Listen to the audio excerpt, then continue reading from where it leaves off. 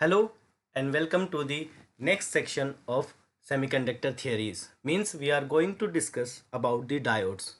We have learned about the semiconductor material, their characteristics, and now we're starting with the formation of diodes using semiconductors. Okay, so today we will discuss two diodes. First is signal diode, second is power diode. Okay, so what are the types of diodes? There are so many types of diodes like signal diode जिसे हम point contact diode भी कहते हैं। उसके बाद power diode जो कि high power applications में यूज़ होता है। इन दोनों डायोड्स को हम इस सेशन में स्टडी करेंगे। इसके अलावा शॉटकी डायोड जो कि हाई फ्रीक्वेंसी एप्लीकेशंस के लिए यूज़ होता है। जीनर डायोड जो कि वोल्टेज रेगुलेटर की तरह वर्क करता है। Light emitting diode short for LED which is used for display. Then varactor diode which is again the high frequency circuit diode. Then photodiode which can be used as light sensor. Then pin diode which is the high frequency application diode. Another one is laser diode which is used in infrared light generation. Then tunnel diode which is used for very high frequency, means ultra high frequency applications. Okay, so we will start with the signal diode और point contact diode. इसमें क्या होता है, इसमें peak inverse voltage बहुत कम होता है और लो करंट फ्लो करता है। ठीक है, तो ये रेडियो फ्रीक्वेंसी ऑपरेशन के लिए सबसे सुटेबल डायोड माना जाता है। इसे बनाया कैसे जाता है, इसमें एक एन टाइप के जर्मेनियम या सिलिकॉन सेमीकंडक्टर वेफर लिया जाता है जिसका साइज होता है 1.25 nanometre on the both side and 0.5 millimetre thick. Okay, जिसके एक फेस पर मेटेलिक बेस को सोल्डर किया जाता है। ओके, ताकि कॉन्टेक्ट बनाया जा सके। ये सोल्डरिंग रेडियो फ्रीक्वेंसी हीटिंग के थ्रू की जाती है ताकि उसमें आगे चल के कोई कॉन्टेक्ट कनेक्ट किया जा सके ताकि उसे हम यूज़ कर सकें। ओके, अब इसे पॉइंट कॉन्टेक्ट को कैसे बनाया जाता है, इसमें टंगस्टन या फॉस्फोर ब्रॉन्ज वायर को कुछ माइक्रोमीटर का डाया लेकर, मतलब डायमीटर लेकर जो उसे प्लेस किया जाता है, एक्सपोज किया जाता है उस वेफर क्रिस्टल की सरफेस पर, जिसे हम कहते हैं कैट्स विस्कर। ओके, इस प्रोसेस को कहते हैं कैट्स विस्कर। ठीक है, इसका कॉन्टेक्ट एरिया जो होता है वो वायर से भी बहुत छोटा होता है।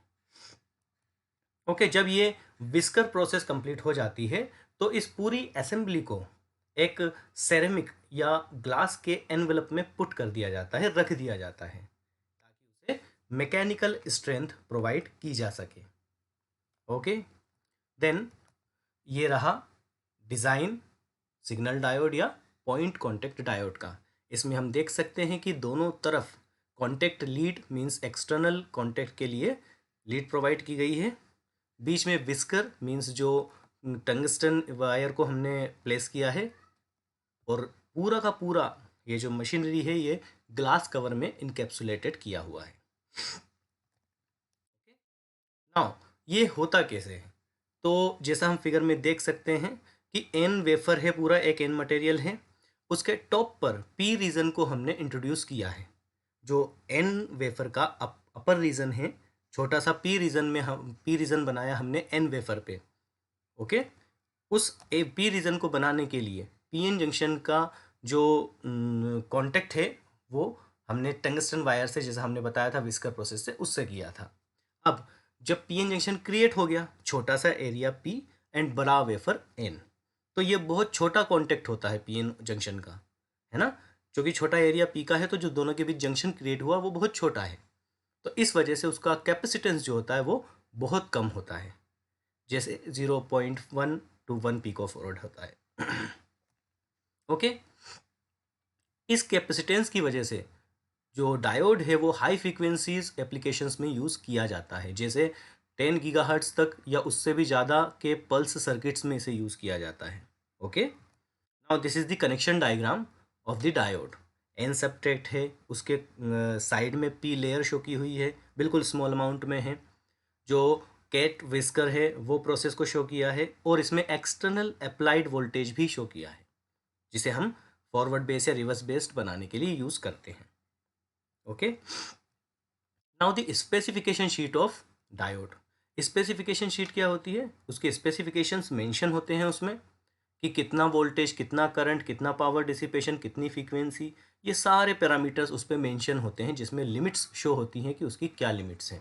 तो हमारे पास स्पेसिफिकेशन में पीक इनवर्स वोल्टेज, उसका एम्बिएंट डिसिपेशन, पावर कितना डिसिपेट कर रहा है वो, और बहुत सारे पैरामीटर्स हम इसमें देखेंगे। ये रही टेबल। जैसे कि इसमें सबसे पहली कॉलम में अलग अलग मॉडल के सिग्नल डायोड को नाम दिया है। उसके बाद उनके पीक इनवर्स वोल्टेज को शो किया है वोल्ट्स में। देन कितना पावर डिसिपेट होता है उसमें, हर मॉडल में अलग अलग होता है, वो शो किया है मिलीवॉट में। Then average current, forward voltage, forward current, reverse voltage, reverse current, ये सारे पैरामीटर्स जो कि उसकी स्पेसिफिकेशन के लिए ज़रूरी है वो सब मेंशन किए हैं। देन पावर डायोड्स जनरली, अब आते हैं हम पावर डायोड पे। हमारा हो गया सिग्नल डायोड। अब पावर डायोड्स किस लिए यूज़ होते हैं? ये मेनली रेक्टिफायर की पर्पस के लिए यूज़ होते हैं, ताकि ये लार्ज अमाउंट ऑफ करंट को हैंडल कर सके। और जैसा हमने सिग्नल डायोड देखा था, वो लो करंट फ्लो करता था, तो वो लो करंट को हैंडल करता था। ओके,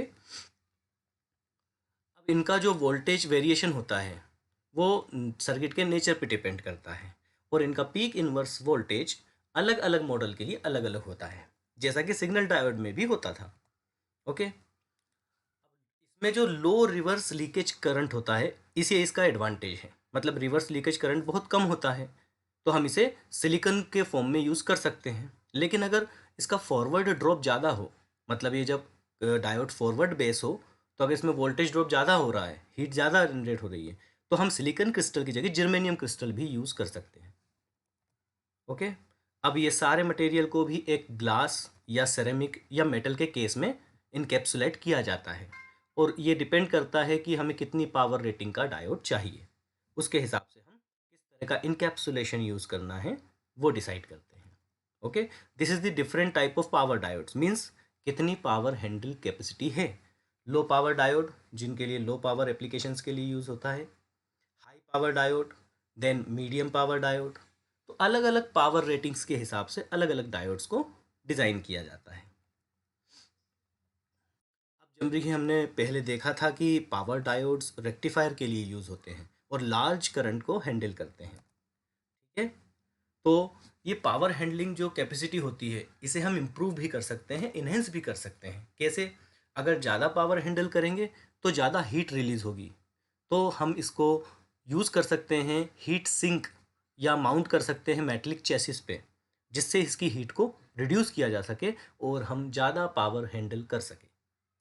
ओके, इसी तरह से पावर डायोड ब्रिज पैक्स भी यूज़ करने के लिए बनाते हैं, जैसे दो डिवाइसेस के बीच में ब्रिज प्रोवाइड करने के लिए और ज़्यादा पावर हैंडल कर सके इसलिए।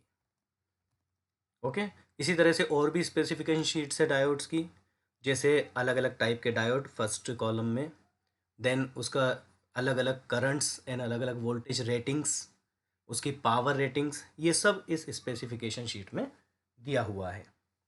ओके, तो अलग अलग मॉडल्स के लिए अलग अलग पावर रेटिंग्स अवेलेबल होती हैं।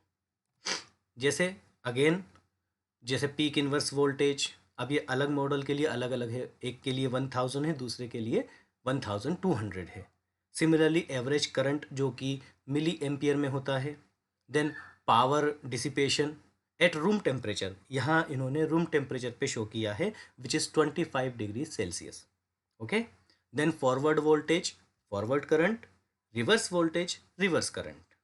Okay, so these are all the specifications of diode, जो कि हर डेटा शीट में अवेलेबल होती है, और डायोड को within the limit of specification ही यूज़ करना चाहिए, अदरवाइज डायोड बर्न कर सकता है, डिस्ट्रॉय हो सकता है।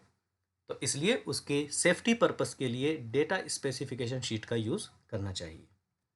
ओके, ज़्यादातर पावर डायोड जो होते हैं वो अलग अलग टेम्परेचर रेंज में ऑपरेट कर सकते हैं, जैसे रेंज होती है 40 डिग्री सेंटीग्रेड से 125 डिग्री सेंटीग्रेड तक।